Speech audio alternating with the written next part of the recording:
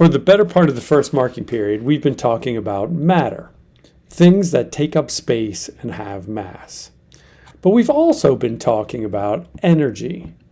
So I'm going to write energy in over here because we're going to take a step back and away from energy for a little bit here, and we're just going to concentrate on the matter part.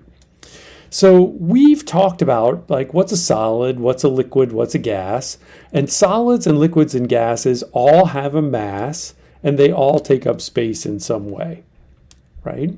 Then we started saying, well, what if I add energy into this matter? When will it go from being a solid to a liquid or from a liquid to a gas? How will the temperature change? But for this next unit, we're going to ignore the energy for a little bit, and we're just going to concentrate on matter. Now, matter, if you take up space and have a mass, you can be divided into two different things. You could be a pure substance. Now, if you are a pure substance, you have what is known as definite composition. Now, what the heck does that mean in pure English? In like chemistry speak, this is code for you have a set recipe. So most people, if I ask them, what is water? They will tell me that it is H2O, right? They know that. What about carbon dioxide? Carbon dioxide is CO2. There is a recipe for water, 2 H's and 1 O. There is a recipe for carbon and 2 oxygens to make carbon dioxide. That's what this thing means by definite composition. Homogeneous means that it is the same, or at least it looks the same. So if you're looking at an element or a compound, you would see something that looks the same all the way through. Okay, so pure substances can be broken into two different things. You're either an element, meaning you're made up of identical atoms that cannot be further separated by physical or chemical means. So let's say I gave you, what's a good element here? Let's say some aluminum. So you've got an aluminum can sitting somewhere in your kitchen, I'm sure. If you were to take that aluminum can and melt it, it is still aluminum. And if you heat it up really high till the atoms separate, those are still aluminum atoms. They do not change. They just, like it goes from being solid aluminum to liquid aluminum to vapor aluminum, but it's still aluminum. And I can't add a chemical to that can and strip out anything that's not already there. If it's an aluminum can, then it's made out of aluminum, and I can't get anything else. So early chemists were known as alchemists, and what they tried to do was they tried to turn things into gold. So they wanted to take iron and turn it into gold. But we figured out along the way, hundreds of years of chemistry there, that that's not possible. If something is an element, then it is the same atoms all the way through, and they're going to stay those atoms no matter what. A compound, on the other hand, is 2 or more atoms that are different. Okay, so these things that I wrote up here, water, H2O, and carbon dioxide are both compounds because they combine 2 or more things that are different, like hydrogen and oxygen and carbon and oxygen, into one thing. When you look at water, you're not thinking, oh, look, there's the hydrogen part and there's the oxygen part. Or if you breathe out, you don't think about the fact that like, ooh, wait, there's 1 carbon atom and 2 oxygen. No, it just looks like your breath is coming out of you. It's one thing. I could give you some glucose. So C6H12O6. There are 24 atoms that are all combined together to make sugar. But you can't see the carbon part and the hydrogen part and the oxygen part. It just looks like sugar. So a compound is when you take these elements and you bind them together into one thing. Okay, now I'm going to switch over. So I said that pure substances have a set recipe. Mixtures, on the other hand, do not. Okay, mixtures have variable composition. That's fancy language for the recipe changes. And my classic example is take chocolate milk. How do you make chocolate milk? Now, some of you just said, well, I take powdered quick and I put in a scoop into some milk and I stir it up. And other people were thinking, no. I take Hershey syrup, has to be Hershey syrup, and I pour in a whole glob of it and then I stir it up. And who's right? Is chocolate milk when you make it with powdered quick or Hershey syrup? And the answer is both people are right because it's a mixture. Chocolate milk is a mixture, and you can use different recipes to get chocolate milk. So let's say you like Hershey syrup. How much Hershey syrup do you have to add to make chocolate milk? If I add 1 drop of chocolate syrup, I have chocolate in milk. That's chocolate milk. It is the worst tasting chocolate milk that you have ever had, but it is technically chocolate milk. What if I turned that around? What if I had a whole glass of Hershey syrup and I added 1 drop of milk? That would technically be chocolate milk. Again, I think you'd probably be more accurate to call that like milk chocolate, but hey, who am I to argue? The important thing is that if you're talking about a mixture, the recipe can change. What about down here? If I had CO3, is that still the same compound? Is that still carbon dioxide if it's CO3? Or is water H2O2? Like, can I just change that? And the answer is no, actually. H2O2 is peroxide. And if you were to drink enough peroxide, you could really hurt yourself. It's pretty dangerous. It'll rip the color out of your hair. You can pour it on cuts and kill bacteria, where like water doesn't do much to that at all. So if you're a mixture, you're allowed to change your recipe. Now, we're going to take mixtures and we're also going to divide them into 2 categories, homogeneous. And homogeneous begins with the prefix homo, and homo means the same. And I want to add a word there that the important thing is that it looks the same. So when you look at something, you're going to say, hey, that looks like one thing. Okay, so if you look at chocolate milk, you're going to look at it and you're going to say, I just see chocolate milk. You don't see the chocolate and the milk. You just see chocolate milk, right? So it looks like one thing. Now, what if you're a crazy person and you like a lot of Hershey syrup or a lot of Quick in your chocolate milk, and so you add too much and it just sits at the bottom of the glass, or the Quick floats on the top? Well, that doesn't look like one thing. So we're going to have mixtures then that are going to be heterogeneous, and hetero means different.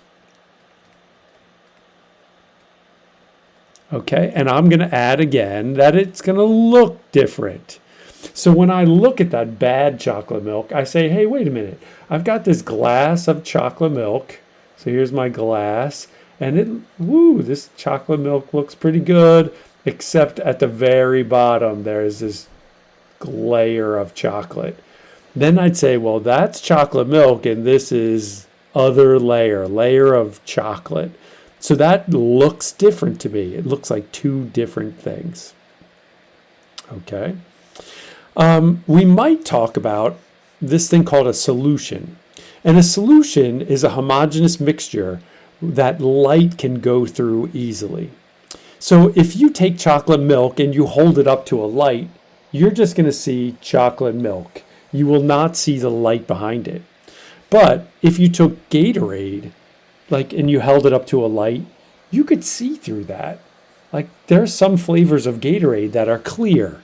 So if you look like one thing and light can go through, then we add another word and we call you a solution.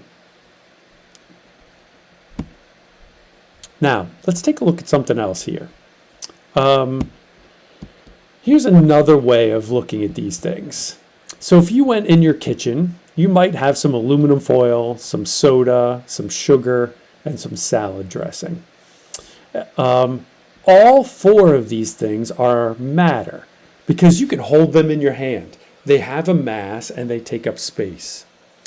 But only two of them are pure substances and two of them are mixtures. Which ones do you think are the pure substances and which ones are mixtures? It's kind of tough to say off the top of your head. You need some experience with these things. But if you look at salad dressing, that one's probably the easiest. Usually salad dressing has some kind of liquid, and it's usually like oil and vinegar based. Some salad dressings, you can see the oil and vinegar layers, or you can see chunks of seasonings in there. Maybe there's some parsley or some pepper or something in there. So there's going to be pieces. So the way that you can think about it is that salad dressing is probably a heterogeneous mixture because you can see things in there.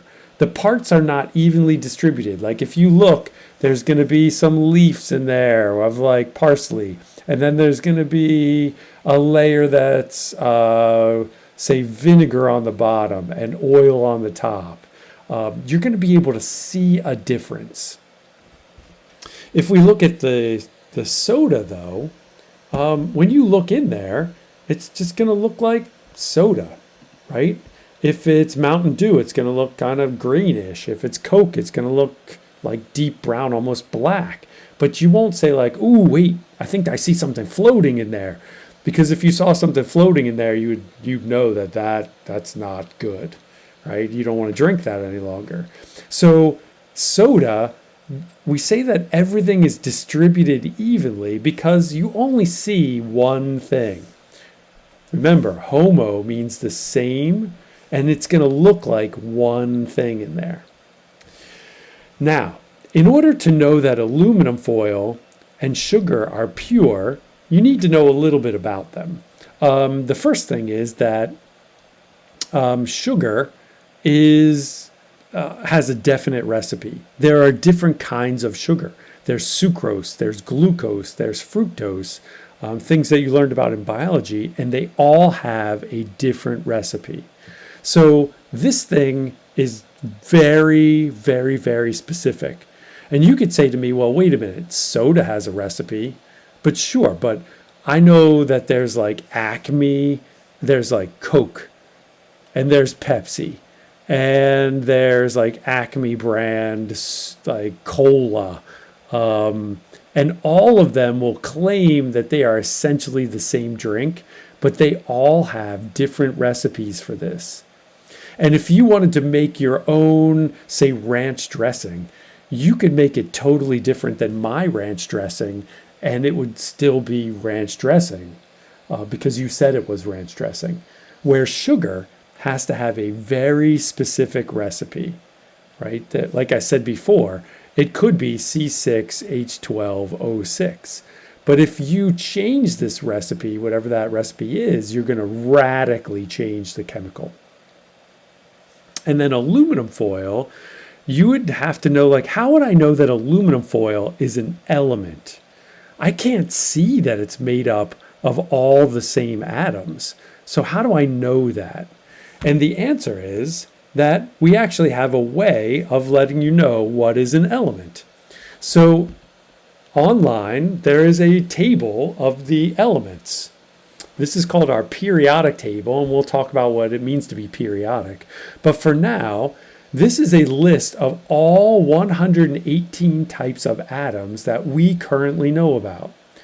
There could be more atoms out there, But at this point in the year 2020, almost 2021, we know about 118 atoms. And aluminum is one of them, right there. So if a material is located on this table anywhere, it is an element. So if I asked you, find salt, like you could look through here, where's salt, where's salt, where's salt? Salt is not here. And that's because salt is not an element. Salt is actually sodium chloride. So let's come up here. Sodium chloride. Is sodium an element? Yes, it is. Sodium is right here on my periodic table. Is chlorine an element? Yes, it is. It's right here. So this salt is a compound because it's made up of two elements that have bonded together. These things are now joined together and you can't break them apart very easily. You have to use some kind of chemical process to separate the sodium from the chlorine. Now, couldn't I just throw sodium and chlorine in a bowl? Like, let me go to the storeroom, get myself some sodium. I'll go to the storeroom, get myself some chlorine, throw them in a bowl. Well, the weird part is that sodium is a green gas, and if you breathe it in, you'll pretty quickly die. It is really nasty gas. And sodium is a metal. It's shiny silver. And if you stuck it in your mouth, you would actually burn your tongue off.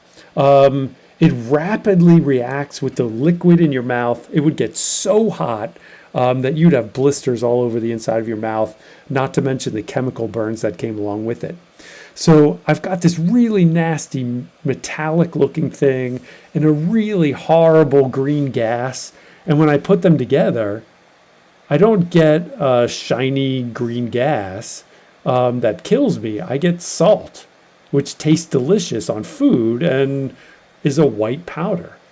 So you can tell if something is a compound because the original properties of the actual elements become radically different. Now, let's go back to my chocolate milk thing again. Didn't I bind together my chocolate and my milk when I made chocolate milk? And the answer is no. You didn't. Because chocolate is kind of like brownish and tastes sweet and has a chocolatey flavor, and milk is mostly water with some protein and fat in it. And it kind of is not very clear. But when I add them together, I get a brownish, not so clear liquid with protein and milk in it that tastes pretty sweet. I didn't really change the properties of anything when I added the chocolate and the milk. So mixtures, when you put them together, they kind of just combine the properties into an average, and you get what you would expect. But when you make a new compound, you get something brand new. All right. Good luck checking out compounds, mixtures, elements, and the two different kinds of mixtures, homogeneous and heterogeneous. In the next video, we're going to take a look at how we draw particle diagrams for each of those.